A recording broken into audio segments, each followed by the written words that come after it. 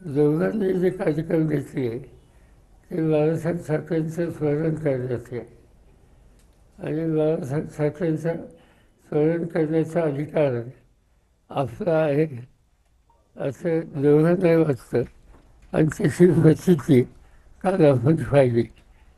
पण लोकांची उपस्थिती पाहिली तर उद्धव ठाकरेंच्या सभेला उपस्थिती अधिक होती असं प्राथमिकदृष्ट्या दिसतं.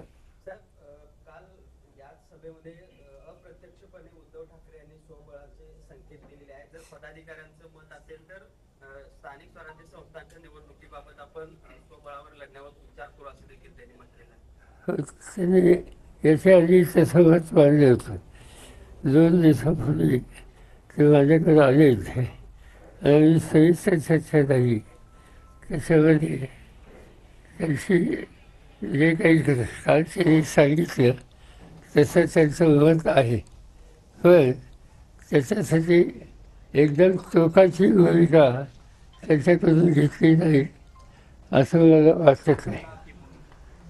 पण या मेळाव्यात दुसरं एक पाहायला मिळालं. अमित शहांच्यावरती उद्धव ठाकरेंनी टीका केली, मात्र देवेंद्र फडणवीस यांच्याबाबत मात्र मौन पाळल्याचं पाहायला मिळालं. नव्या मैत्रीचे काही संकेत वाटतात का? मला काही वाटत नाही. आणि विशेषतः अमित शहा हे सातत्यानं हल्ली जे काही बोलतात त्याची नोंद महाराष्ट्रातल्या विरोधी पक्षाच्या सगळ्या नेतृत्वांनी सतत घेतलेली आहे. ते आणि त्यांचा बोलण्याचा एकंदर टोन जो आहे तो अतिटोकाचा आहे. देशाचा गृहमंत्री काही तास ठेवून भाष्य करेल अशी अपेक्षा असते.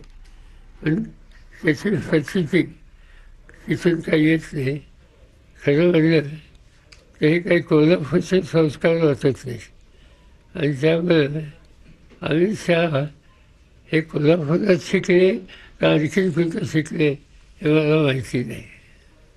आज अमित शहा महाराष्ट्राच्या दौऱ्यावर देखील आहेत, वेगवेगळ्या ठिकाणी भेटी देणार आहेत आणि या सगळ्या दौऱ्यादरम्यान एकनाथ शिंदे सोबत असणार आहेत त्यांच्या. ठीक आहे. कसं आहे की राजकीय पक्षाचे आणि त्यामुळे स्थानिक आपल्या पक्षाचा विस्तार वाढवायचा त्यांचा अधिकार आहे आणि त्या दृष्टीनं त्यांची पावले दिसतात. पण या दरम्यान ऑपरेशन टायगर या गोष्टीची चर्चा होताना पाहायला म्हणजे काही काँग्रेस आणि राष्ट्रवादीचे लोकप्रतिनिधी आमच्या संपर्कात असल्याचा दावा हे केला जातो. असंच आहे. विशेषतः उद्योगमंत्री काय नव्हते सावंतांचं क्षेत्र गावासारखं मी पाहिलं.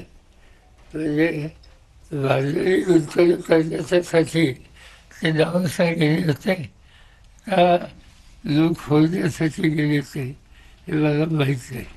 पण त्यांनी जाऊनच सोडलं. जी काही विधानं केली की मुख्यमंत्र्यांच्या नावासाठी जो उद्देश होता त्याच्याशी सुसंगत नव्हती. कालच्या मेळाव्यामध्ये देखील त्यांनी त्याचा पुनरुच्चार केला. काँग्रेसचे देखील ठाकरे गटासोबत काँग्रेसचे देखील काही आमदार संपर्कात आहेत, शिंदे एकनाथ शिंदे यांच्या, असं त्यांचं म्हणणं आहे. बघूया एकदा ते सांगतात तर बघूया.